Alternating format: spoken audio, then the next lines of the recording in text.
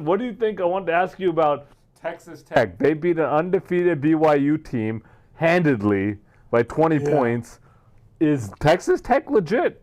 I don't know if they're legit. They probably will make the playoffs, but beating BYU does not say much.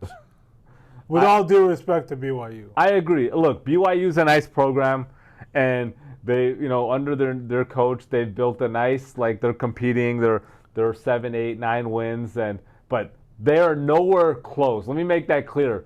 BYU is nowhere close to being a top-tier program, and so when they're 7-0, that's equivalent to a 5-2 for another team. Yeah, exactly. They should have lost to Iowa State, to be honest, and they had that pick. I agree.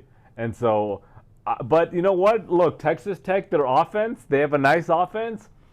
I think they're interesting because they've been playing well. But are they a legit contender? At this point, everybody's a legit contender because it's Ohio State and everybody else. I think I'm still pretty high on Alabama because they've only lost to Florida State.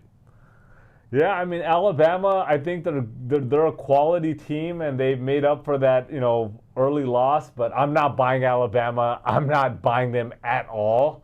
If I'm gonna put a number 2, Big Ray, I'm putting Georgia. Okay. Who's your number 2? If you're gonna say after Ohio State, who's your number 2? Either A&M or Alabama. If I had to pick right now, I'd go A&M. I feel like A&M is. Look, I actually picked Marcel Reed as a Heisman candidate early on. They're undefeated. They're having a nice season, but I think they're just one of those teams that they're just having a good run. But I don't legitimately think they're gonna actually be able to get to the championship game.